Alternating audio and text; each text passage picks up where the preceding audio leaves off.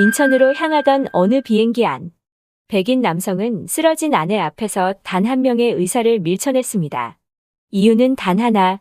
동양인은 필요 없어. 내 딸이 의대생이야. 모두가 숨을 죽인 그 순간 단 한 사람만이 흔들리지 않았습니다. 이 이야기는 단순한 의료 드라마가 아닙니다.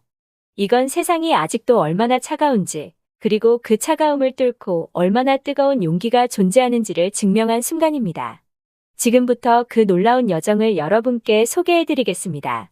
미국 여성의 사연입니다. 안녕하세요.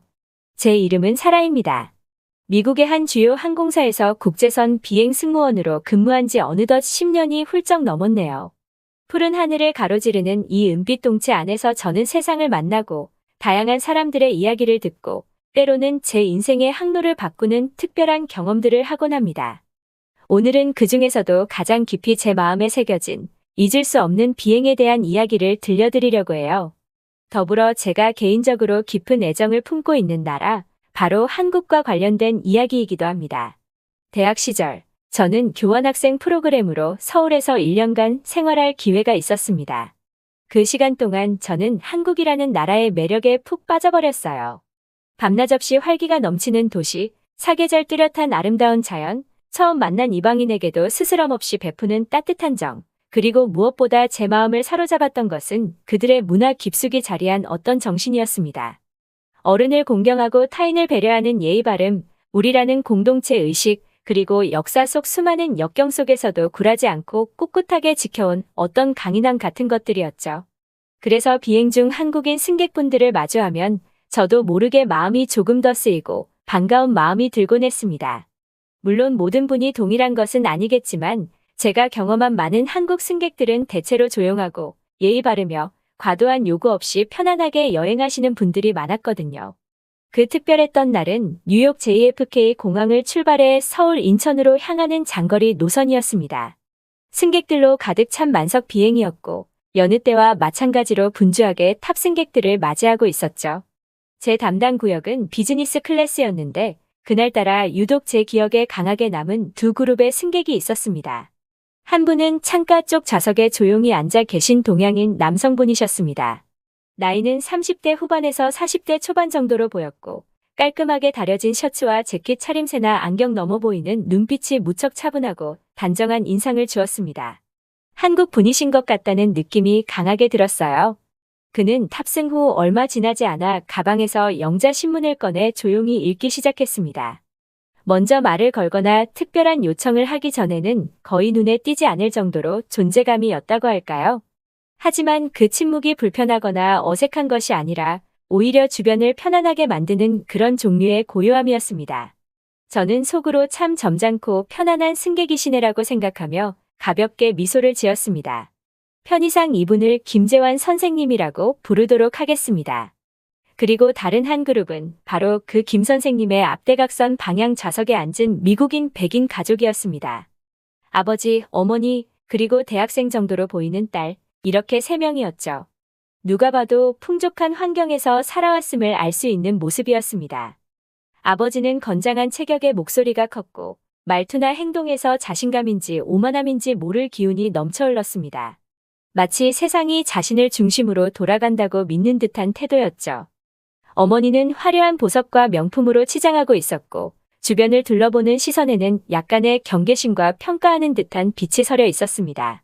딸은 아름다운 금발의 예쁘장한 얼굴이었지만 어딘지 모르게 표정이 불안정해 보이고 부모님의 눈치를 살피는 듯한 느낌을 주었습니다. 이들을 편의상 밀러 가족이라고 칭하겠습니다. 비행은 순조롭게 시작되는 듯했습니다. 이륙 후 안전벨트 사인이 꺼지고 저희 승무원들은 음료 서비스를 준비하기 시작했죠. 그때부터 약간의 불협화음이 감지되기 시작했습니다. 밀러 씨는 자리에 앉자마자 거의 명령조로 가장 비싼 샴페인을 요구했습니다.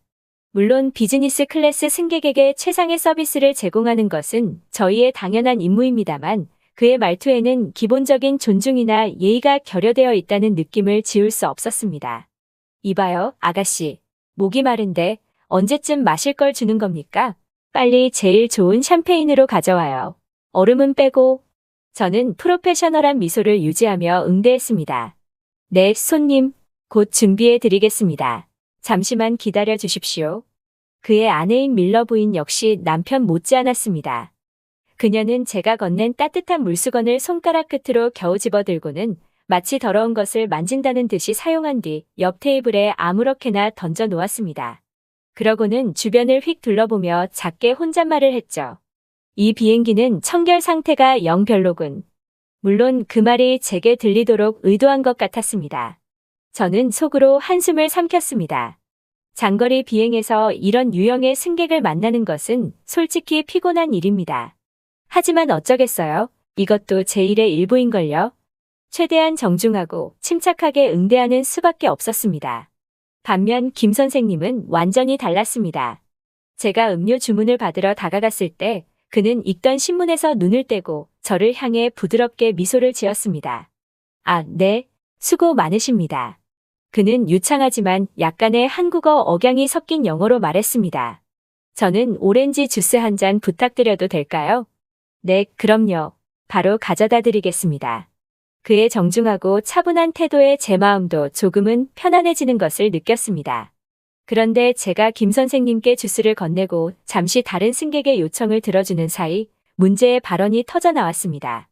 밀러 씨가 자신의 아내와 딸에게 하지만 명백히 주변 사람들이 들으라는 듯이 김 선생님 쪽을 힐끗거리며 말하는 소리가 들렸습니다. 허니, 에밀리, 저기 저 사람 좀 봐. 요즘은 동양인들도 돈을 많이 벌었나 보네. 비즈니스 클래스에 다 앉아있고 말이야. 신기한 세상이야, 정말. 그의 목소리에는 노골적인 비웃음과 경멸감이 섞여 있었습니다. 저는 순간 귀를 의심했습니다. 21세기에 그것도 다양한 인종과 문화가 교차하는 국제선 비행기 안에서 어떻게 저렇게 대놓고 인종차별적인 발언을 할 수 있는지 믿기지가 않았습니다. 제 얼굴이 화끈거리는 것을 느꼈고 불쾌감에 속이 부글거렸습니다. 김 선생님이 그 말을 들었는지는 확실하지 않았습니다. 그는 여전히 미동도 없이 신문의 시선을 고정하고 있었으니까요. 어쩌면 못 들었을 수도 있고 혹은 들었지만 애써 무시하는 것일 수도 있었습니다. 밀러 부인은 남편의 말에 재미있다는 듯이 킥킥거렸고 딸 에밀리는 이번에도 어색한 듯 창밖으로 시선을 돌렸지만 역시나 아버지를 제지하려는 어떤 행동도 보이지 않았습니다. 저는 더 이상 참기가 어려웠습니다. 물론 승무원으로서 특정 승객에게 불쾌감을 표현하는 것은 금지되어 있지만 최소한의 경고는 필요하다고 생각했습니다. 저는 밀러 씨에게 다가가 최대한 침착하지만 단호한 목소리로 말했습니다. 손님, 다른 승객분들께 불편함을 줄 수 있는 발언은 삼가주시면 감사하겠습니다. 모든 승객께서 편안하게 여행하실 수 있도록 협조 부탁드립니다. 밀러 씨는 제 말에 눈살을 찌푸리며 저를 위아래로 훑어보았습니다. 뭐라고? 내가 뭘 어쨌다고 그래? 그냥 혼잣말 좀 한 것 가지고 유난스럽게 구는군. 그는 불쾌하다는 듯이 콧방귀를 뀌었지만 더 이상 그 문제에 대해 언급하지는 않았습니다. 아마도 항공사 규정에 대해 어느 정도는 알고 있었기 때문이겠지요. 저는 다시 제자리로 돌아오며 깊은 한숨을 내쉬었습니다. 정말이지, 오늘 비행 쉽지 않겠구나.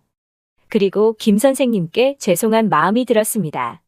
저런 무례한 말을 듣게 된 것에 대해 제가 대신 사과라도 하고 싶은 심정이었죠. 하지만 그는 여전히 평온한 표정으로 신문을 읽고 있었습니다.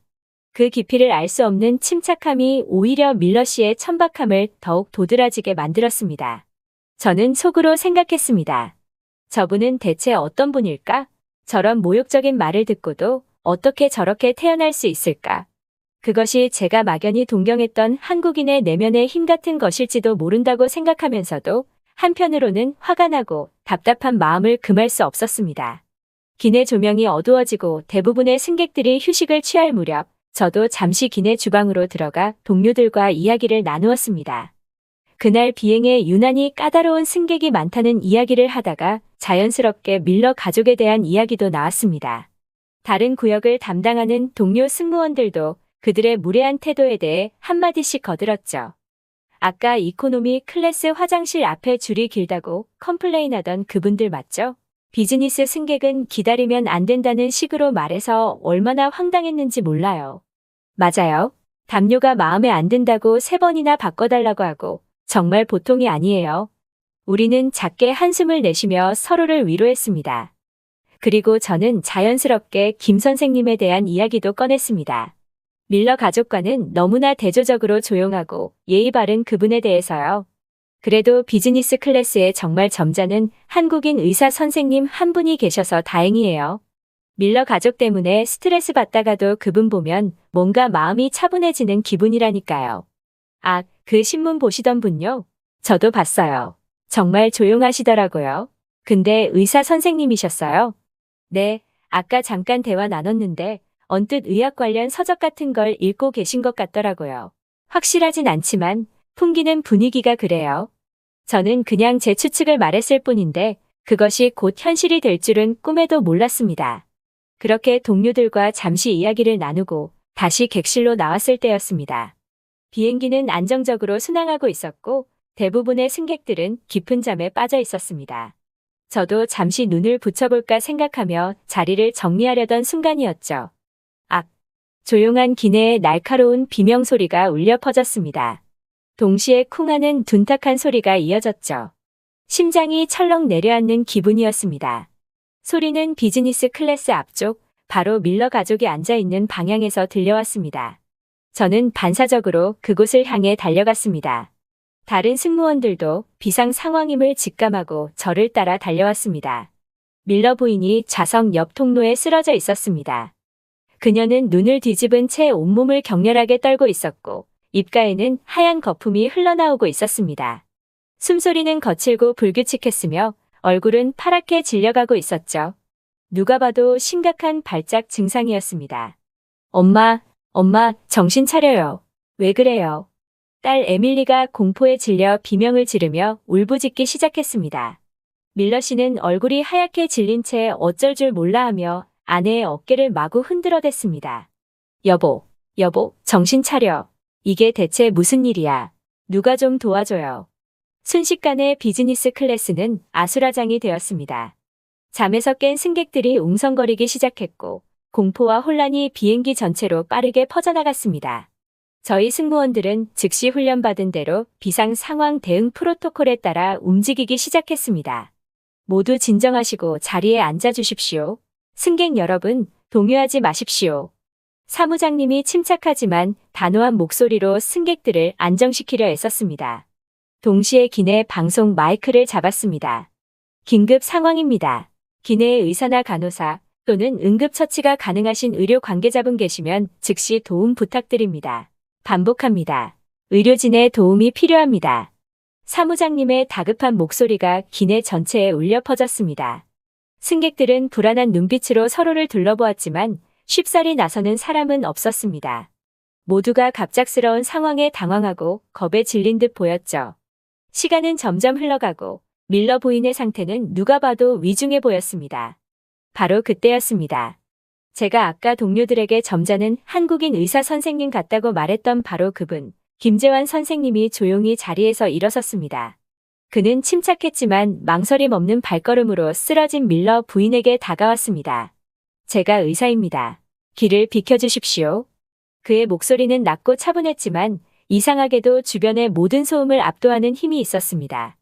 아수라장 같던 기내에 순간적으로 정적이 흘렀습니다. 혼란 속에서 그의 등장은 마치 폭풍 후 속 등대처럼 느껴졌습니다. 저는 속으로 하느님 감사합니다. 를 외쳤습니다. 그가 정말 의사였다니 이제 희망이 보였습니다. 하지만 그 희망은 곧바로 거대한 장벽에 부딪혔습니다. 밀러 씨가 김 선생님의 앞을 가로막고 나선 것입니다. 그는 김 선생님을 머리부터 발끝까지 훑어보더니 믿을 수 없다는 듯이 그리고 경멸감을 숨기지 않고 소리쳤습니다. 당신이 의사라고? 당신 같은 동양인이? 저는 제 귀를 의심했습니다. 아니, 의심하고 싶었습니다. 사람이 아내가 죽어가는 절체절명의 순간에도 이런 끔찍한 인종차별적 편견을 드러낼 수 있다니. 정말이지 인간이라는 존재에 대한 깊은 회의감마저 들었습니다. 김 선생님은 그러나 밀러 씨의 모욕적인 언사에 전혀 흔들리지 않았습니다. 그는 밀러 씨를 지나쳐 밀러 부인의 상태를 살피며 말했습니다. 네, 한국에서 온 의사 김재환이라고 합니다. 지금 환자분의 상태가 매우 위급합니다. 우선 기도를 확보하고 호흡을 확인해야 합니다. 시간이 없습니다. 그는 즉시 무릎을 꿇고 밀러 부인의 목을 부드럽게 뒤로 젖혀 기도를 확보하려 했습니다. 동시에 그녀의 복부 쪽을 가리키며 말했습니다. 옷이 너무 조여서 호흡을 방해할 수 있습니다. 벨트와 바지 단추를 조금 풀어야겠습니다. 그래야 혈액 순환도 원활해질 수 있습니다. 그리고 김 선생님이 밀러 부인의 허리춤에 있는 바지 버클 쪽으로 손을 뻗는 순간 끔찍한 일이 벌어졌습니다. 이 미친놈이 지금 내 아내 몸에 어딜 함부로 손 떼려는 거야. 밀러 씨가 야수처럼 포효하며 김 선생님에게 달려들었습니다. 그는 김 선생님의 멱살을 거칠게 움켜쥐고 뒤로 밀쳐냈습니다. 균형을 잃고 뒤로 몇 걸음 물러선 김 선생님은 놀란 표정으로 하지만 여전히 침착함을 유지하며 말했습니다. 지금 뭐 하시는 겁니까? 환자가 위험합니다. 당장 손을 놓으십시오. 닥쳐. 어디서 감히 의사 행세를 하며 내 아내를 만지려고 해? 내 딸이 의대생이야. 내 따위 동양 잡놈 의사의 도움은 필요 없다고. 당장 내 눈앞에서 꺼져. 밀러 씨는 완전히 이성을 잃은 듯 보였습니다. 그의 얼굴은 분노로 시뻘겋게 상기되었고 눈에는 살기마저 번뜩였습니다. 주변 승객들은 경악을 금치 못하며 웅성거렸습니다. 세상에 저 사람 제정신이야? 사람 살리려는 의사한테 무슨 짓이야? 저러다 환자 죽겠네 하는 걱정과 비난의 목소리들이 여기저기서 터져 나왔습니다. 저는 즉시 다른 남자 승무원 2명과 함께 밀러 씨에게 달려가 그를 김 선생님에게서 떼어놓으려 했습니다. 손님, 진정하십시오. 이러시면 정말 큰일 납니다. 환자를 생각하셔야죠. 이거 안 놔? 저놈이 내 아내를 성추행하려고 했단 말이야. 저놈 사기꾼이야. 밀러 씨는 저희의 재질을 뿌리치려 미친 사람처럼 발버둥 치며 소리쳤습니다. 그의 힘은 생각보다 훨씬 강했습니다. 그 아비규환 속에서 그의 딸, 의대생이라는 에밀리는 과연 무엇을 하고 있었을까요? 그녀는 아무것도 하지 못했습니다. 아니, 할 수 없었습니다. 그녀는 하얗게 질린 얼굴로 아버지 옆에 서서 그저 벌벌 떨며 울고만 있었습니다. 완전한 패닉 상태에 빠진 것이 분명했습니다. 교과서에서 배운 의학 지식은 실제 응급 상황의 공포와 압박감 앞에서는 아무런 힘도 발휘하지 못하는 듯했습니다. 에밀리, 너 의대생이잖아. 뭐라도 좀 해봐. 내 엄마잖아. 밀러 씨가 딸을 향해 절규하듯 소리쳤지만 에밀리는 고개를 세차게 저으며 울먹일 뿐이었습니다. 몰라요, 아빠. 너무 무서워요. 머릿속이 하얘져서 아무 생각도 안 나요. 어떻게 해야 할지 정말 모르겠어요. 상황은 그야말로 최악으로 치닫고 있었습니다. 환자는 생사의 기로에 서 있었고 유일한 보호자라는 사람은 난동을 부리며 구조를 방해하고 있었으며 유일한 희망인 의사는 폭행과 모욕을 당하고 쫓겨날 위기에 처해 있었습니다. 김 선생님은 밀러 씨에게 멱살을 잡힌 채 밀쳐지고 입에 담지 못할 욕설을 들으면서도 어떻게든 밀러 부인의 상태를 살피려 애쓰고 있었습니다. 그의 눈빛에는 분노나 당황스러움보다는 오직 꺼져가는 생명에 대한 안타까움과 어떻게든 살려야 한다는 절박함만이 가득했습니다. 제발, 제발 저를 믿어주십시오. 정말 시간이 없습니다. 이러다가 환자가 정말 위험해집니다. 제발. 김 선생님이 애원하듯 말했습니다. 그의 목소리는 절박함으로 떨리고 있었지만 그 와중에도 의사로서의 품위를 잃지 않으려 애쓰는 모습이 역력했습니다. 저는 더 이상 이 상황을 방치할 수 없다고 판단했습니다. 사무장님과 짧게 눈빛을 교환하고 단호한 결정을 내렸습니다. 손님, 정말 죄송하지만 다른 승객들과 환자의 안전 그리고 원활한 응급처치를 위해 잠시 떨어져 계셔야겠습니다. 협조해 주십시오. 저희 승무원 4~5명이 힘을 합쳐 밀러 씨를 제압했습니다. 그는 격렬하게 저항하며 온갖 욕설을 퍼부었지만 결국 저희에게 붙들려 비행기 뒤쪽 기내 주방 근처의 빈 공간으로 끌려갔습니다. 규정에 따라 그리고 만일의 사태에 대비해 그의 손목에 플라스틱 임시 수갑을 채울 수밖에 없었습니다. 그는 수갑이 채워지는 순간까지도 이 인종차별주의자들, 내 변호사가 가만두지 않을 거야 라며 저주를 퍼부었지만 이제 그의 방해 없이 김 선생님이 환자를 돌볼 수 있게 된 것만은 분명했습니다. 자유로워진 김 선생님은 잠시 흐트러진 옷매무새를 가다듬을 겨를도 없이 한치의 망설임도 없이 다시 밀러 부인에게 달려갔습니다. 밀러 씨와의 실랑이 과정에서 그의 셔츠 소매가 조금 찢어졌고 이마에는 땀방울이 송골송골 맺혀 있었지만 그의 눈빛은 그 어느 때보다 냉철하고 날카롭게 빛나고 있었습니다. 산소 마스크와 응급 의료 키트 가져다 주세요. 최대한 빨리. 그의 지시에 따라 저는 즉시 기내에 비치된 응급 의료 키트와 휴대용 산소통을 가져왔습니다. 다른 승무원들은 재빨리 주변 승객들을 진정시키고 김 선생님이 처치에 집중할 수 있도록 공간을 확보했습니다. 몇몇 승객들은 걱정스러운 표정으로 멀찍이서 지켜보고 있었고 몇몇은 조용히 기도를 하는 모습도 보였습니다. 김 선생님은 다시 무릎을 꿇고 능숙하고 침착한 손놀림으로 밀러 부인의 상태를 재확인했습니다. 맥박, 호흡 상태, 동공반사, 그의 모든 움직임은 신속하고 정확했지만 결코 서두르거나 불안해하는 기색은 찾아볼 수 없었습니다. 마치 매일 이런 일을 겪는 응급실 의사처럼 혹은 고도의 집중력이 요구되는 수술을 집도하는 외과 의사처럼 보였습니다. 그의 침착함은 주변 사람들마저 차분하게 만드는 묘한 힘이 있었습니다. 그는 우선 가져온 산소 마스크를 밀러 부인의 코와 입에 밀착시켜 고농도 산소를 공급하기 시작했습니다. 하지만 여전히 밀러 부인의 목에서는 갈에 끓는 듯한 그르렁거리는 소리가 들렸고 가슴이 제대로 오르내리지 않았습니다. 기도가 완전히 확보되지 않았거나 이물질로 인해 막혀있을 가능성이 높아 보였습니다. 환자분의 기도가 완전히 열리지 않은 것 같습니다. 분비물이나 이물질이 있을 수 있습니다. 혹시 기내에 흡입기가 있습니까? 김 선생님이 저를 보며 물었습니다.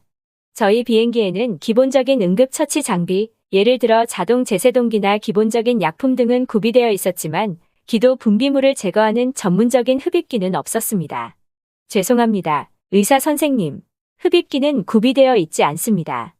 제가 떨리는 목소리로 대답할 수밖에 없었습니다. 김 선생님의 미간이 순간 깊게 찌푸려졌습니다. 그는 잠시 턱을 괴고 고민하는 듯했습니다. 시간은 계속 흘러가고 있었고 밀러 부인의 입술은 점점 더 파랗게 변해가고 있었습니다. 뇌의 산소 공급이 제대로 되지 않고 있다는 위험한 신호였죠. 그는 이내 결심한 듯 단호한 목소리로 제게 말했습니다. 알겠습니다. 그럼 최대한 빨리 볼펜 한 자루와 소독용 알코올솜, 그리고 빨대처럼 속이 비어있고 가느다란 튜브 형태의 물건을 찾아주십시오. 깨끗한 것으로요. 저는 그의 말에 순간 당황했습니다. 볼펜과 빨대? 저것들로 대체 무엇을 하려는 것일까? 하지만 지금은 그의 지시를 따르는 것 외에 다른 방법이 없었습니다. 저는 다른 승무원들과 함께 기내를 급히 뒤져 그가 요구한 물건들을 찾아 건넸습니다. 김 선생님은 건네받은 볼펜을 빠르게 분해하여 잉크 심지를 제거하고 알코올 솜으로 볼펜의 플라스틱 대롱 안팎을 꼼꼼하게 소독했습니다. 그리고 함께 찾은 단단한 플라스틱 빨대의 한쪽 끝을 의료용 가위로 사선으로 날카롭게 잘라냈습니다.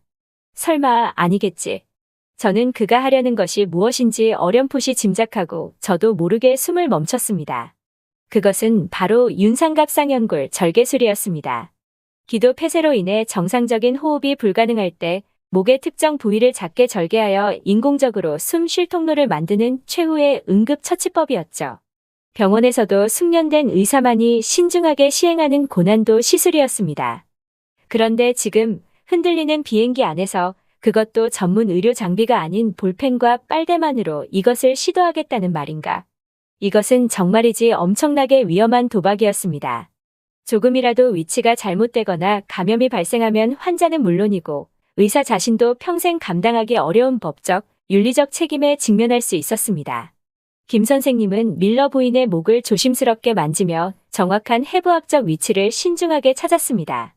그의 집중력은 최고조에 달해 보였고 주변의 모든 소음과 혼란은 그의 의식 속에서 사라진 듯했습니다.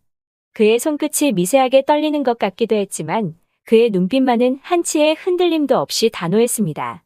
그는 짧게 심호흡을 한 뒤 알코올 솜으로 시술 부위를 다시 한번 닦아냈습니다. 그리고 그는 소독된 볼펜 대롱의 날카로운 끝을 이용해 망설임 없이 밀러 부인의 목 특정 부위를 찔렀습니다. 주변은 숨막히는 정적만이 감돌았습니다. 승객들은 물론이고 저희 승무원들까지 모두 숨을 죽인 채 그의 손끝만을 바라보고 있었습니다. 바로 옆에서 울고 있던 딸 에밀리도 이제 울음을 그치고 멍하니 그 충격적인 광경을 지켜보고 있었습니다. 뒤쪽에 격리된 밀러 씨의 간헐적인 고함 소리만이 이따금씩 정적을 깨뜨릴 뿐이었습니다.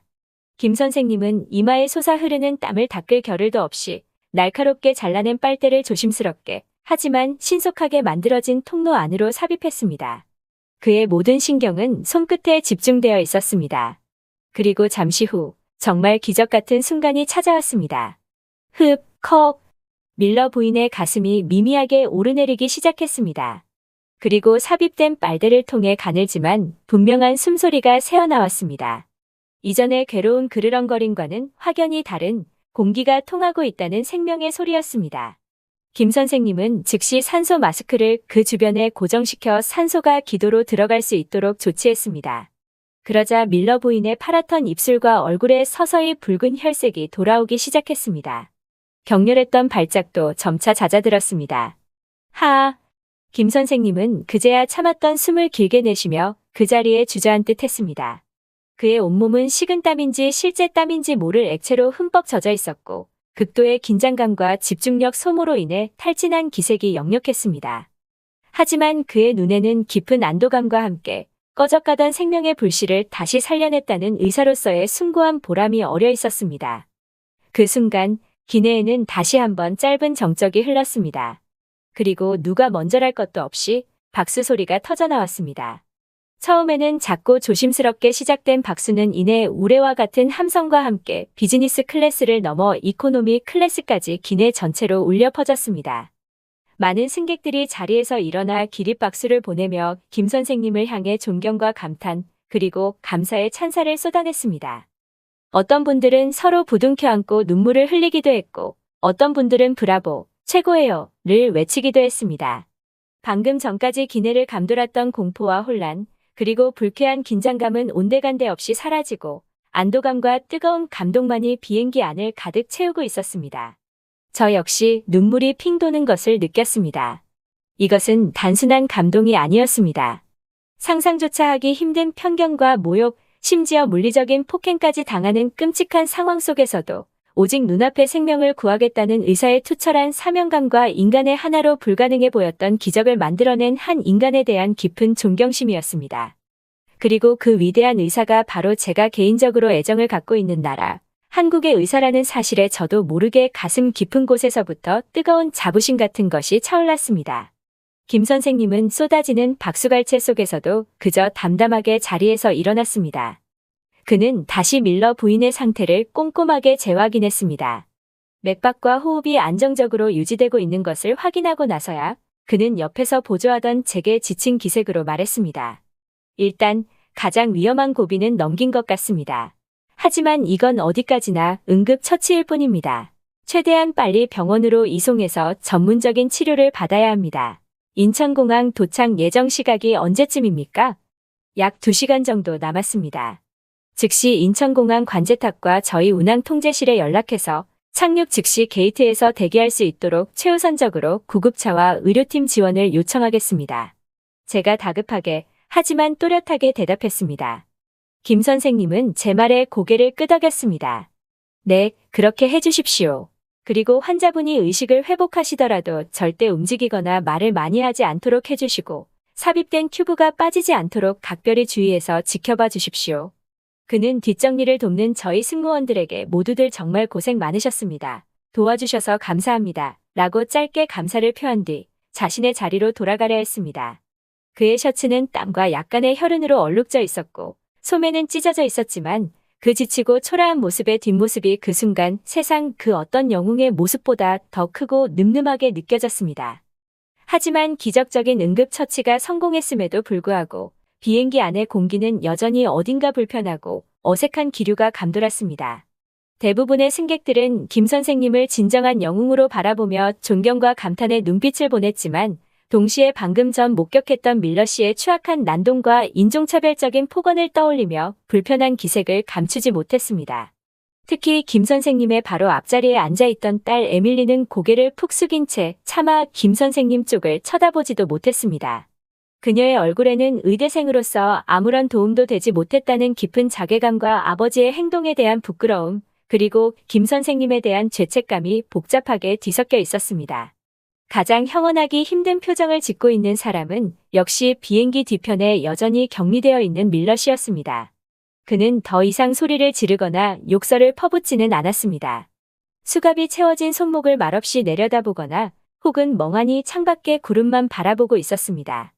그의 얼굴에는 분노도, 안도감도 아닌 뭐라 설명하기 어려운 깊은 혼란과 충격, 그리고 희미하게 피어오르는 듯한 회한의 빛이 교차하고 있었습니다. 자신의 편협하고 오만한 생각이 사랑하는 아내를 죽음 직전까지 몰고 갔다는 뼈아픈 현실, 그리고 자신이 그토록 경멸하고 무시했던 동양인 의사가 바로 그 아내의 생명을 구했다는 믿기 힘든 사실을 어떻게 받아들여야 할지 갈피를 잡지 못하는 듯 보였습니다. 남은 약 2시간의 비행 동안 기내는 이전과는 비교할 수 없을 정도로 조용했습니다. 김 선생님은 자신의 자리로 돌아가 조용히 눈을 감고 있었습니다. 너무 지쳐서 잠시 잠이 든 것 같기도 했고, 혹은 방금 전에 격렬했던 순간들을 되짚으며 깊은 생각에 잠긴 것 같기도 했죠.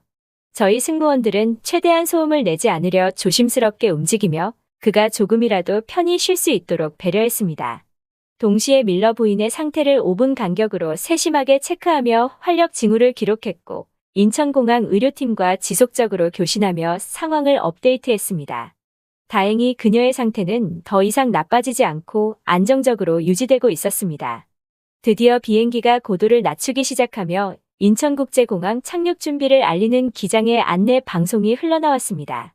승객 여러분, 우리 비행기는 약 15분 후 인천국제공항에 착륙할 예정입니다. 좌석 벨트를 매셨는지 다시 한번 확인해 주시기 바랍니다. 안전벨트 착용 의무 사인이 켜지고 저희 승무원들은 마지막 기내 안전 점검을 위해 각자의 구역으로 이동했습니다. 바로 그때였습니다. 뒤쪽 기내 주방 근처 좌석에 앉아있던 밀러 씨가 조용히 자리에서 일어섰습니다. 그의 손목에 채워져 있던 임시 수갑은 착륙 안전 규정에 따라 사무장님이 미리 풀어준 상태였습니다. 저희 승무원들은 순간 긴장하며 그의 움직임을 예의주시했습니다. 그가 또다시 소란을 피우려는 것은 아닐까 하는 불안감 때문이었죠. 하지만 그는 아무 말 없이 아주 천천히 무거운 발걸음으로 비즈니스 클래스 앞쪽을 향해 걸어왔습니다.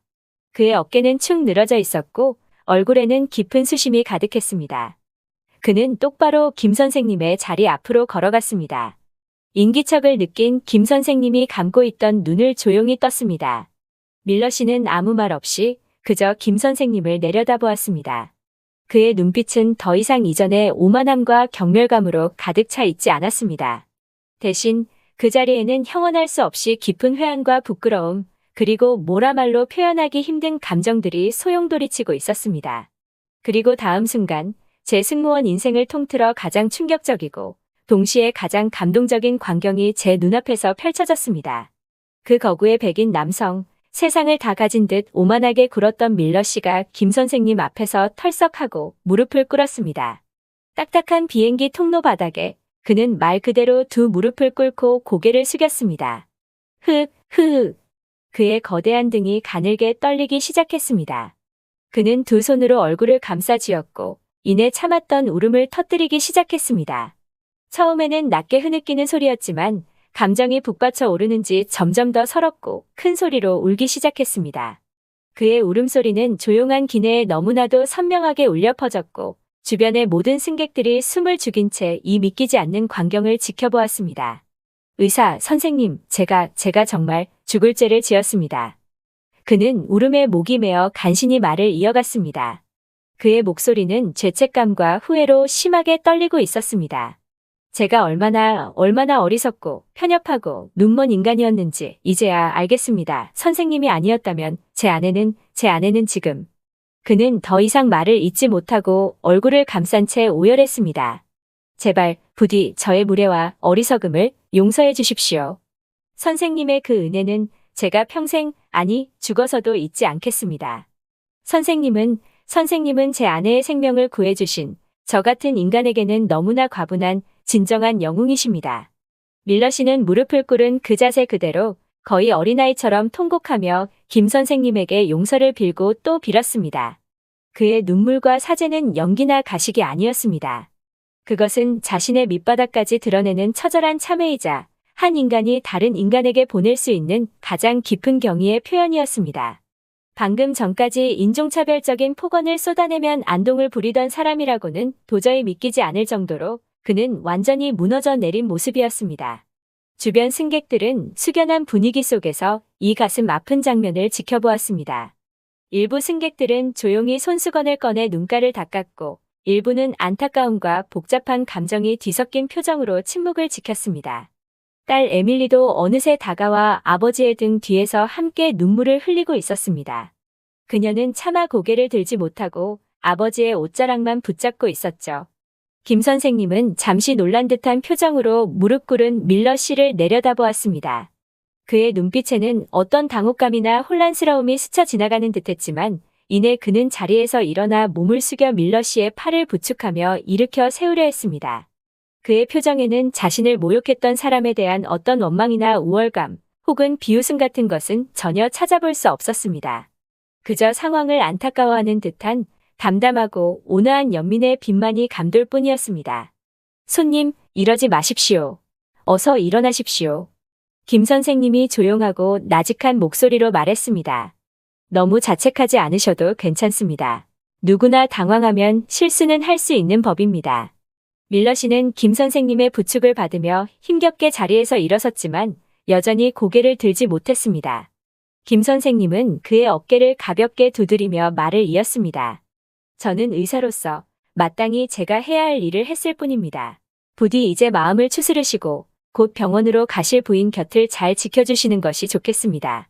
그것이 지금 가장 중요한 일입니다. 그의 목소리는 지극히 낮고 차분했지만 그 어떤 꾸짖음이나 화려한 용서의 말보다 더 깊은 울림과 무게감을 가지고 있었습니다. 그는 밀러 씨의 사과를 명확히 받아들이거나 거절하지 않았습니다. 대신 의사로서의 자신의 본분을 다시 한번 강조하고 앞으로 그가 아내를 돌보는 것에 집중하도록 시선을 돌려주며 상황을 담담하게 마무리했습니다. 그 모습에서 저는 다시 한번 그의 깊은 인격과 내면의 강인함에 감탄하지 않을 수 없었습니다. 그는 결코 자신을 드러내거나 영웅시하려 하지 않았지만 그의 모든 말과 행동 하나하나가 역설적으로 그의 위대함을 더욱 빛나게 만들고 있었습니다. 비행기는 곧 부드럽게 인천국제공항 활주로에 착륙했습니다. 예정대로 저희 비행기는 최우선적으로 게이트에 접안했고 문이 열리자마자 응급구조대원들과 공항 의료팀이 들것과 각종 의료 장비를 가지고 신속하게 기내로 진입했습니다. 김 선생님은 침착하게 그들에게 밀러 부인의 상태, 자신이 시행했던 응급처치 과정, 그리고 주의해야 할 점들에 대해 의료 전문 용어를 사용하여 상세하고 정확하게 설명해 주었습니다. 의료팀은 그의 설명과 처치에 감탄하며 고개를 끄덕였고 밀러 부인을 조심스럽게 들것으로 옮겨 신속하게 비행기 밖으로 이송했습니다. 밀러 씨와 딸 에밀리는 여전히 고개를 숙인 채 말없이 그 뒤를 따랐습니다. 밀러 씨는 기내를 완전히 빠져나가기 전 다시 한번 김 선생님이 있는 곳으로 다가와 허리를 90도로 깊이 숙여 마지막 인사를 했습니다. 그의 눈에는 여전히 뜨거운 눈물이 그렁그렁 맺혀 있었습니다. 그는 아무 말도 하지 못했지만 그의 눈빛과 몸짓은 감사합니다. 그리고 정말 죄송합니다라는 말을 1000번, 10,000번 반복하고 있는 듯했습니다. 김 선생님은 그저 가볍게 고개를 끄덕여 답례할 뿐이었습니다. 모든 승객들이 내리고 난 뒤 어수선했던 기내는 다시 고요함을 되찾았습니다. 김 선생님도 자신의 가방을 챙겨 마지막으로 비행기를 내릴 준비를 하고 있었습니다. 저는 그에게 다가가 진심을 담아 다시 한번 감사 인사를 전했습니다. 의사 선생님, 오늘 정말 뭐라 감사의 말씀을 드려야 할지 모르겠습니다. 선생님이 아니었다면 정말 끔찍한 일이 벌어졌을지도 모릅니다. 그리고 아까 밀러 씨 가족 때문에 겪으신 불미스러운 일에 대해서는 저희 승무원들을 대표해서 다시 한번 깊이 사과드립니다. 저희가 더 빨리 제지했어야 했는데 김 선생님은 저를 보며 처음으로 아주 희미하게 하지만 따뜻한 미소를 지어 보였습니다. 아닙니다. 괜찮습니다. 너무 마음에 두지 마십시오. 그의 목소리는 많이 지쳐 보였지만 여전히 온화했습니다. 승무원 여러분 모두 어려운 상황에서 정말 고생 많으셨습니다.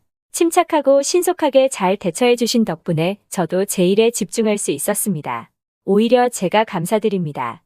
그는 짧은 인사를 남기고 마치 아무 일도 없었다는 듯이 평범한 승객 중 한 사람처럼 조용히 비행기를 걸어 나갔습니다. 그의 뒷모습은 여전히 조금 지쳐 보였지만 그 어떤 화려한 영웅의 퇴장보다 더 깊은 여운과 감동을 남겼습니다. 저는 한참 동안 그의 뒷모습이 사라진 연결 통로를 바라보며 오늘 제가 목격한 이 놀라운 이야기가 제 가슴속에 오랫동안 꺼지지 않는 불씨로 남아있을 것임을 직감했습니다. 그리고 제가 사랑하는 나라, 한국에 대한 자부심과 존경심이 제 마음속에서 다시 한번 뜨겁게 차오르는 것을 느꼈습니다. 그날 하늘 위에서 벌어졌던 일은 이후 저희 항공사 내부에서도 오랫동안 회자되었고, 익명을 요구한 한 승객의 제보를 통해 결국 언론에도 알려지게 되면서 많은 사람들에게 큰 감동과 함께 인종차별 문제에 대한 경각심을 일깨워주는 계기가 되었다고 들었습니다. 물론 보도 과정에서는 관련된 모든 분들의 개인정보 보호를 위해 상당 부분 각색되고 익명으로 처리되었지만 그 이야기의 핵심은 변함없이 전달되었습니다. 4만 피트 상공의 기적, 인종차별 넘은 한국인 의사의 헌신 같은 제목의 기사들이었죠. 저는 지금도 가끔 그날의 비행을 떠올립니다. 푸른 하늘과 흰 구름 사이를 유영하던 은빛 동체 안에서 벌어졌던 그 숨막히는 긴박감, 인간의 가장 추악한 모습과 가장 숭고한 모습이 극명하게 교차했던 그 순간들, 그리고 마침내 터져나왔던 뜨거운 눈물과 박수갈채를 말입니다. 그리고 그때마다 생각합니다. 진정한 영웅은 스포트라이트를 받으며 자신의 업적을 자랑하는 사람이 아니라 김재환 선생님처럼 어떤 불의와 역경 앞에서도 자신의 신념과 인간에 대한 사랑을 잃지 않고 묵묵히 자신이 마땅히 해야 할 바를 행하는 사람이라는 것을요. 여러분, 사라 씨가 전해준 이야기 잘 들으셨나요? 이 사연은 누군가의 영웅담이자 누군가의 참회 기록이며 우리가 살아가는 세상에 던지는 조용한 질문입니다. 여러분이라면 저 상황에서 어떻게 행동했을 것 같나요? 그리고 그가 보여준 침착함과 용기, 우리도 닮아갈 수 있을까요? 김재환 선생님의 선택은 화려하지 않았지만 그 어떤 스포트라이트보다 더 눈부셨습니다. 이 이야기를 통해 우리가 다시 기억해야 할 단 하나는 사람을 구하는 건 기술이 아니라 결국 마음이라는 사실입니다. 오늘도 끝까지 시청해 주셔서 감사합니다. 지금까지 특별한 한국의 이야기를 전해드리는 스페셜 튜브였습니다. 구독과 좋아요를 눌러주시면 영상 제작에 큰 힘이 됩니다. 소중한 의견도 댓글로 남겨주세요. 더욱더 좋은 영상으로 찾아뵙겠습니다.